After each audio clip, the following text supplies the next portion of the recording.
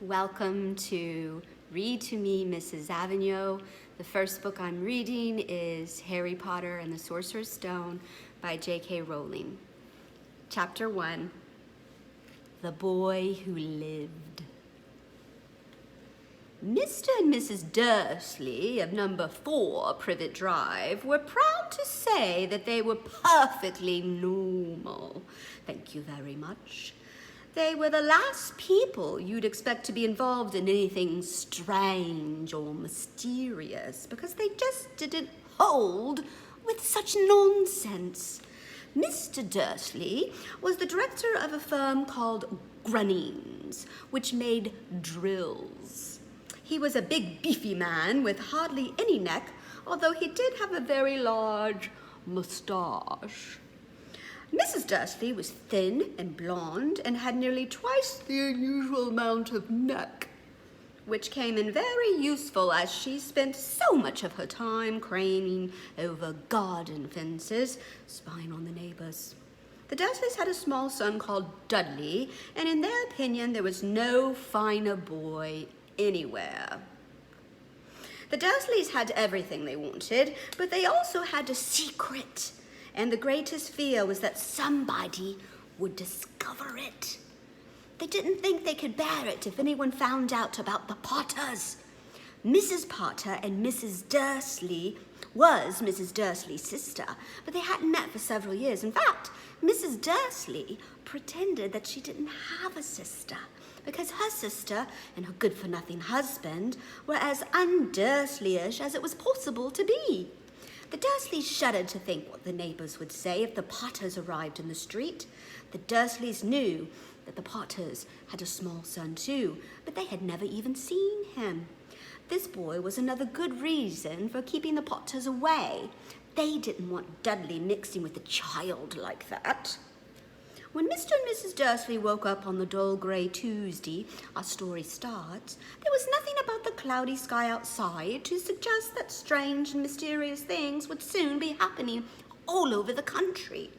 Mrs. Dursley hummed as she picked out his Mr. Dursley hummed as he picked out his most boring tie for work, and Mrs. Dursley gossiped away happily as she wrestled a screaming Dudley into his high chair. None of them noticed a large, tawny owl flutter past the window.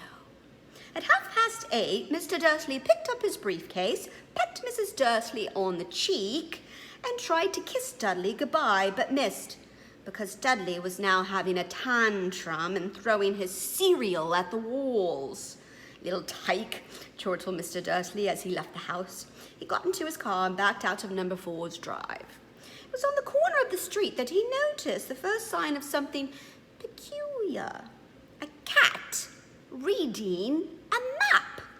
For a second, Mr. Dursley didn't realize what he had seen.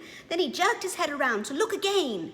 There was a tabby cat standing on the corner of Privet Drive, but there wasn't a map in sight. What could he be thinking of? It must have been a trick of the light. Mr. Dursley blinked and stared at the cat.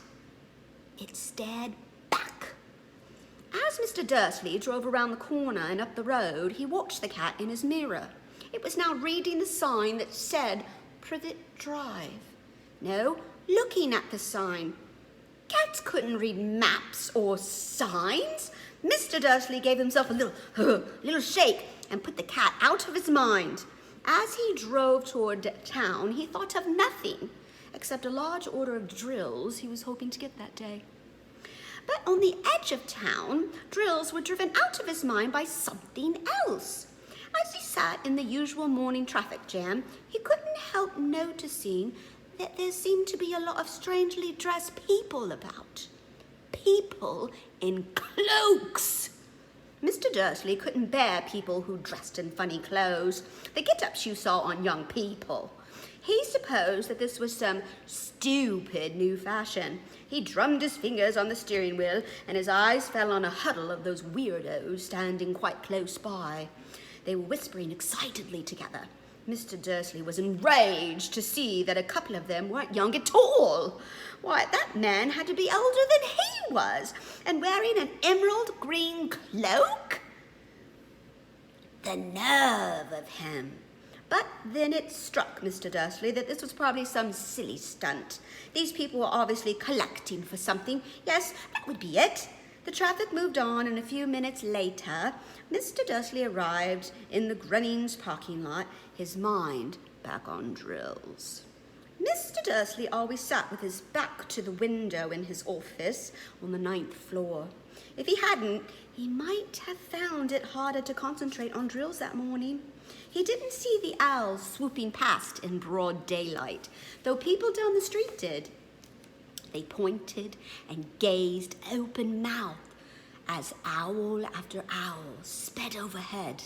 Most of them had never seen an owl, even at night time. Mr. Dursley, however, had a perfectly normal owl-free morning. He yelled at 5 different people. He made several important telephone calls and shouted a bit more. He was in a very good mood until lunchtime, when he thought he'd stretch his legs and walk across the road to buy himself a bun from the bakery. He'd forgotten all about the people in cloaks until he passed a group of them next to the baker's. He eyed them angrily as he passed. He didn't know why, but they made him uneasy. This bunch were whispering excitedly too, and he couldn't see a single collecting tin. It was on his way past them, clutching a large donut in a bag, that he caught a few words of what they were saying. The Potters, that's right, that's what I heard. It's their son, Harry. Mr. Dursley stopped dead. Fear flooded him. He looked back at the whispers as if he wanted to say something to them, but thought better of it. He dashed back across the road, hurried up to his office, snapped at his secretary not to disturb him, seized his telephone, and had almost finished dialing his home number when he changed his mind. He put the receiver back down and stroked his moustache, thinking, no, he was being stupid. Potter wasn't such an unusual name. He was sure there were lots of people called Potter who had a son called Harry. Come to think of it, he wasn't even sure his nephew was called Harry. He'd never seen the boy. It might have been Harvey or Harold. There was no point in worrying Mrs. Dursley. She always got so upset at the mention of her sister. He didn't blame her if he'd had a sister like that. But all the same, those people in cloaks. He found it a lot harder to concentrate on drills that afternoon, and when he left the building at 5 o'clock, he was still so worried that he walked straight into someone just outside the door. Sorry, he grunted, as the tiny old man stumbled and almost fell. It was a few seconds before Mr. Dursley realized that the man was wearing a violet cloak. He didn't seem at all upset at being almost knocked to the ground. On the contrary, his face split into a wide grin, and he said in a squeaky voice that made passerby stare, "Don't be sorry, my dear sir, for nothing could upset me today. Rejoice, for you know who has gone at last. Even muggles like yourself should be celebrating this happy, happy day." And the old man hugged Mr. Dursley around the middle and walked off. Mr. Dursley stood rooted to the spot. He had been hugged by a complete stranger. He also thought he had been called a muggle, whatever that was. He was rattled. He hurried to his car and set off for home, hoping he was imagining things, which he had never hoped before, because he didn't approve of imagination. As he pulled into the driveway of number 4, the first thing he saw, and it didn't improve his mood, was the tabby cat he'd spotted that morning. It was now sitting on his garden wall. He was sure it was the same one. It had the same markings around its eyes. "Shoo!" said Mr. Dursley loudly. The cat didn't move. It just gave him a stern look. Was this normal cat behavior? Mr. Dursley wondered. Trying to pull himself together, he let himself into the house. He was still determined not to mention anything to his wife. Mrs. Dursley had had a nice, normal day. She told him over dinner all about Miss Next-Door Neighbor's problems with her daughter and how Dudley had learned a new word.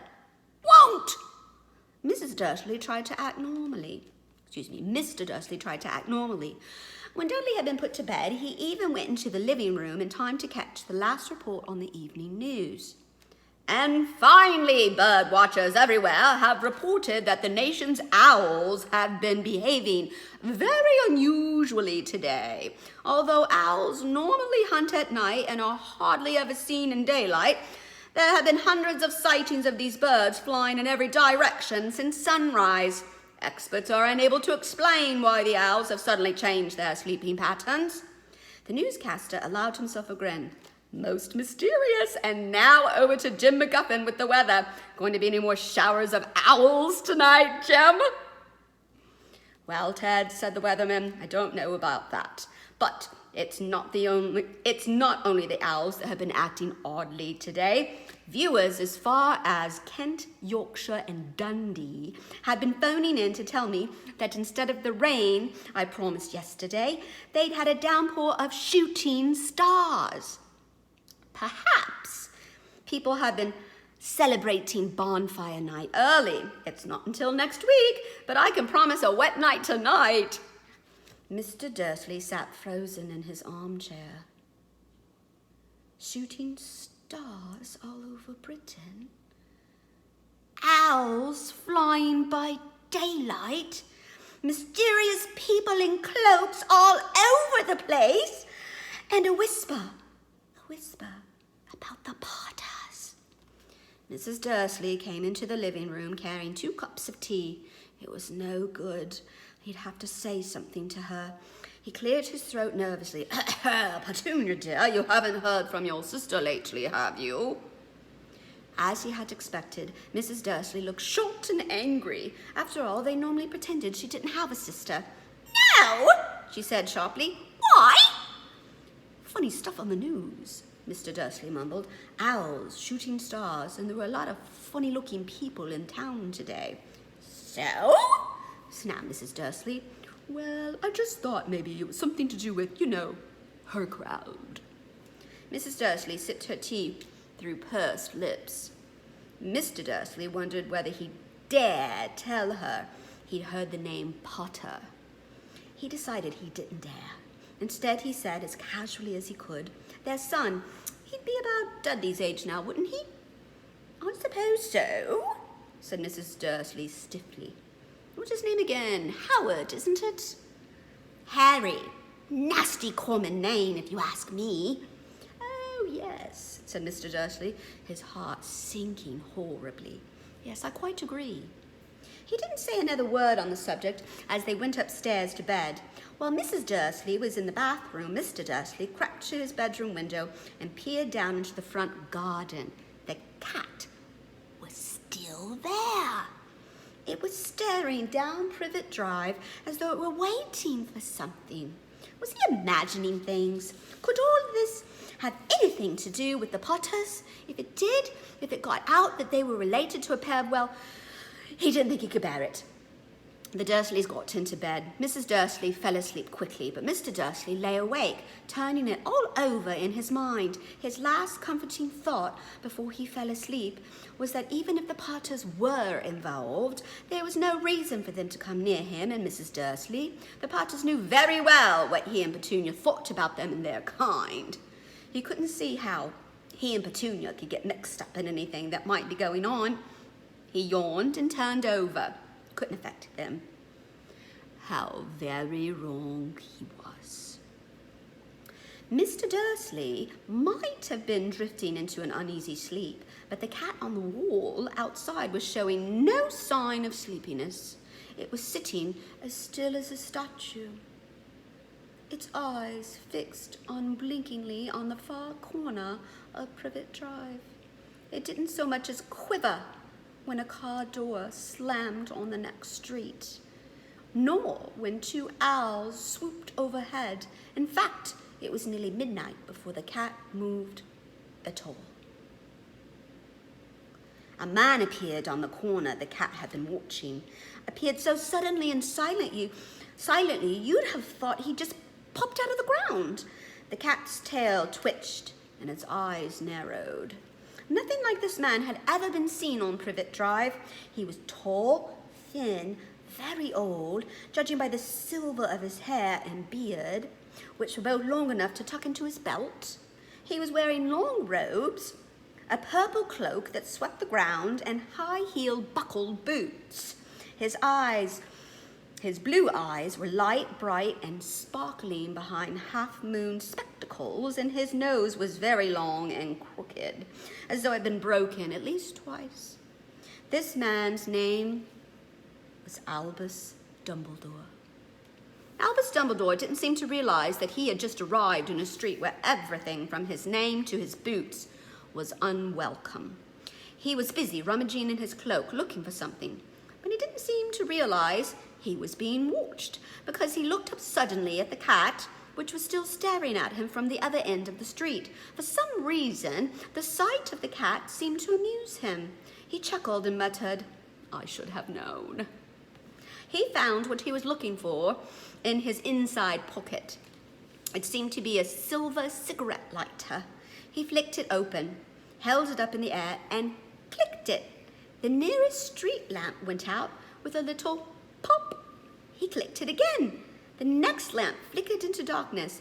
12 times he clicked the put-outer, until the only lights left on the whole street were 2 tiny pinpricks in the distance, which were the eyes of the cat watching him.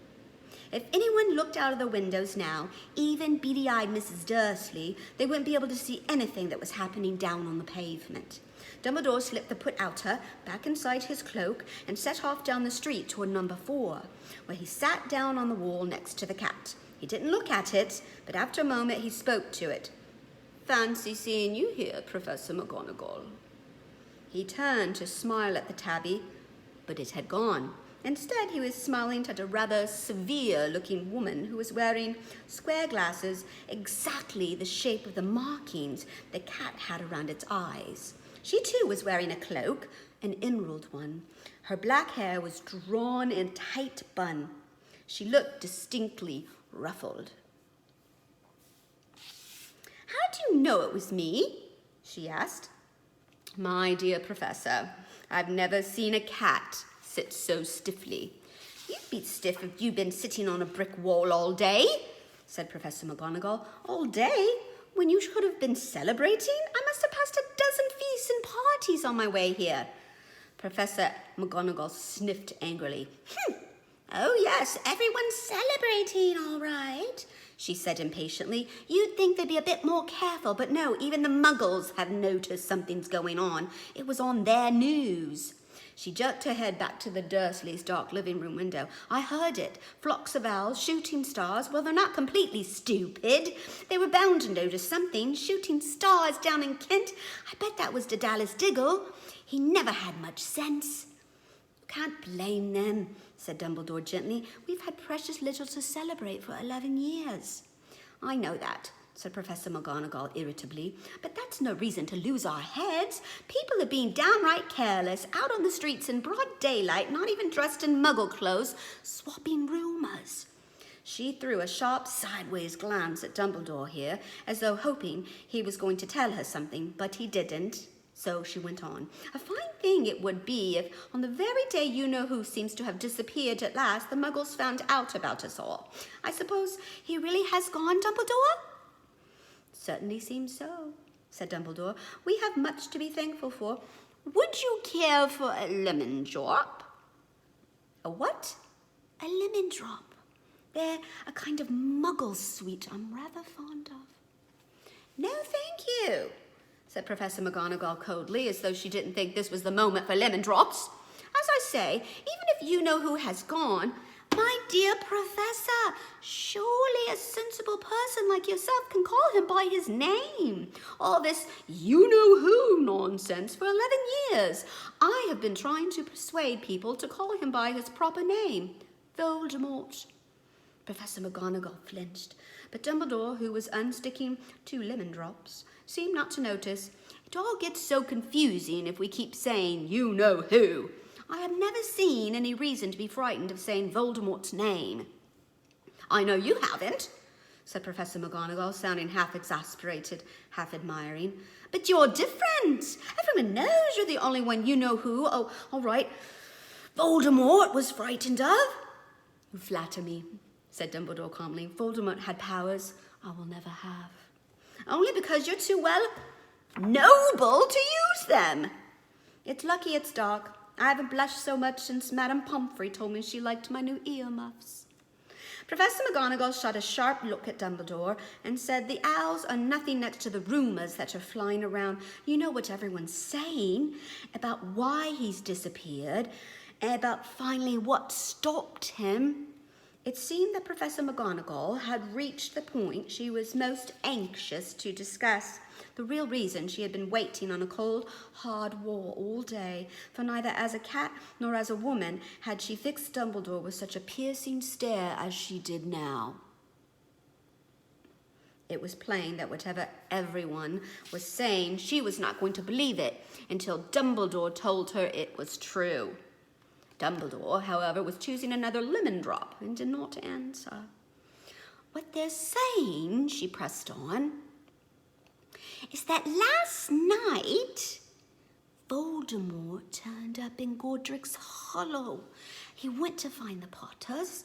The rumour is that Lily and James are that they're dead.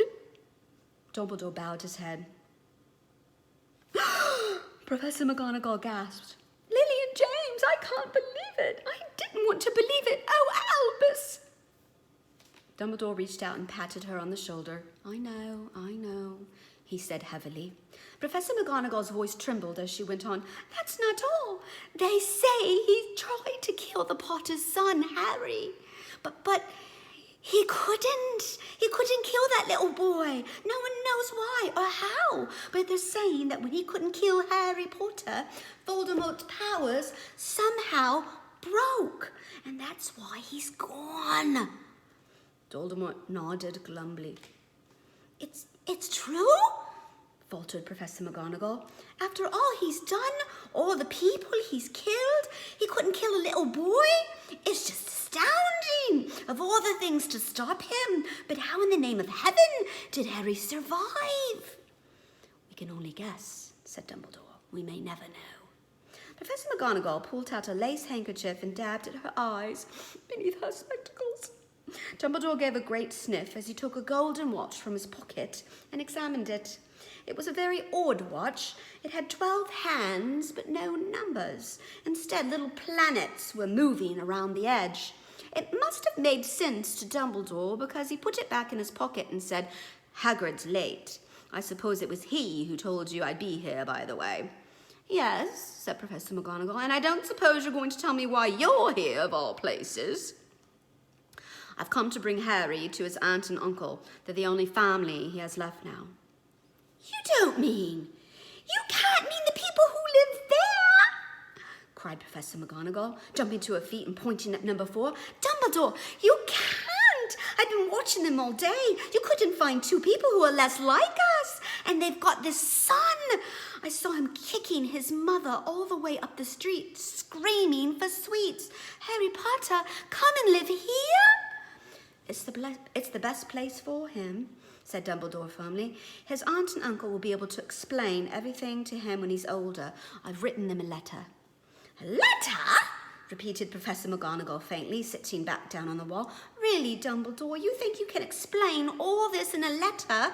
These people will never understand him. He'll be famous, a legend. I wouldn't be surprised if today was known as Harry Potter Day in the future. There will be books written about Harry. Every child in our world will know his name. Exactly, said Dumbledore, looking very serious over the top of his half-moon glasses. It would be enough to turn any boy's head. Famous before he can walk and talk. Famous for something he won't even remember. Can't you see how much better off he'll be growing up away from all that until he's ready to take it? Professor McGonagall opened her mouth, changed her mind, swallowed, and then said, yes, you're right, of course, but how is the boy getting here, Dumbledore?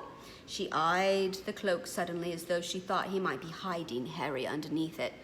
Hagrid's bringing him. You think it wise to trust Hagrid with something as important as this? I would trust Hagrid with my life, said Dumbledore. I'm not saying his heart isn't in the right place, said Professor McGonagall grudgingly, but you can't pretend he's not careless. He does tend to, what was that? A low rumbling sound broke the silence around them. It grew steadily louder as they looked up and down the street for some sign of a headlight. It swelled to a roar, and they both looked up at the sky, and a huge motorcycle fell out of the air and landed on the road in front of them. If the motorcycle was huge, it was nothing to the man sitting astride it. He was almost twice as tall as a normal man and at least 5 times as wide. He looked simply too big to be allowed and so wild. Long tangles of bushy black hair and beard hid most of his face. He had hands the size of trash can lids, and his feet in their leather boots were like baby dolphins. In his vast muscular arms, he was holding a bundle of blankets. "Hagrid," said Dumbledore, sounding relieved. "At last, and where did you get the motorcycle?" "Borrowed it, Professor Dumbledore, sir," said the giant, climbing carefully off the motorcycle as he spoke. "Young Sirius Black lent it to me. I got him, sir." "No problems, were there?" "No, sir. House was almost deserted, but I got him out all right before the muggles started swarming round. Fell asleep as we were flying over Bristol." Dumbledore and Professor McGonagall bent forward over the bundle of blankets. Inside, just visible, was a baby boy, fast asleep. Under a tuft of jet black hair over his forehead, they could see a curiously shaped cut, like a bolt of lightning. "Is that where?" whispered Professor McGonagall. "Yes," said Dumbledore. "He'll have that scar forever." "Couldn't you do something about it, Dumbledore?" "Even if I could, I wouldn't. Scars can come in handy. I have one myself above my left knee that is a perfect map of the London Underground." "Well, give him here, Hagrid. We better get this over with." Dumbledore took Harry in his arms and turned toward the Dursleys' house. Could I say goodbye to him, sir?" said Hagrid. He bent his great shaggy head over Harry and gave him what must have been a very scratchy, whiskery kiss. Then suddenly Hagrid let out a howl like a wounded dog. "Shh!" hissed Professor McGonagall. "You wake the muggles." "Sorry," sobbed Hagrid, taking out a large spotted handkerchief and burying his face in it. "But I can't stand it. Lily and James dead, and poor little Harry off to live with muggles." "Yes, it's all very sad, but get a grip on yourself, Hagrid, or we'll be found," Professor McGonagall whispered, patting Hagrid gingerly on the arm as Dumbledore stepped over the low garden wall and walked to the front door. He laid Harry gently on the doorstep, took a letter out of his cloak, tucked it inside Harry's blankets, and then came back to the other two. For a full minute, the 3 of them stood and looked at the little bundle. Hagrid's shoulders shook. Professor McGonagall blinked furiously, and the twinkling light that usually shone from Dumbledore's eyes seemed to have gone out. "Well," said Dumbledore finally, "that's that. We've no business staying here. We may as well go and join the celebrations." "Yeah," said Hagrid in a very muffled voice. "I'll be taking Sirius his bike back. Good night, Professor McGonagall. Professor Dumbledore, sir." Wiping his streaming eyes on his jacket sleeve, Hagrid swung himself onto the motorcycle and kicked the engine into life. With a roar, it rose into the air and off into the night. "I shall see you soon, I expect, Professor McGonagall," said Dumbledore, nodding to her. Professor McGonagall blew her nose in reply. Dumbledore turned and walked down the street. On the corner, he stopped and took out the silver put-to-outer. He clicked it once, and 12 balls of light sped back to the street lamp so that Privet Drive glowed suddenly orange, and he could make out a tabby cat slinking around the corner at the other end of the street. He could just see the bundle of blankets on the step of number 4. "Good luck, Harry," he murmured. He turned on his heel, and with a swish of his cloak, he was gone. A breeze ruffled near the neat hedges of Privet Drive, which lay silent and tidy under the inky sky. The very last place you would expect astonishing things to happen. Harry Potter rolled over inside his blankets without waking up. One small hand closed on the letter beside him, and he slept on, not knowing he was special, not knowing he was famous, not knowing he would be woken in a few hours' time by Mrs. Dursley's scream as she opened the front door to put out the milk bottles. Not that he would spend the next few weeks being prodded and pinched by his cousin Dudley. He couldn't know that at this very moment, people meeting in secret all over the country were holding up their glasses and saying in hushed voices, "To Harry Potter, the boy who lived." And that's the end of chapter 1 of Harry Potter and the Sorcerer's Stone. Join me for chapter 2, The Vanishing Glass, next on Read to Me, Mrs. Avignon. Bye.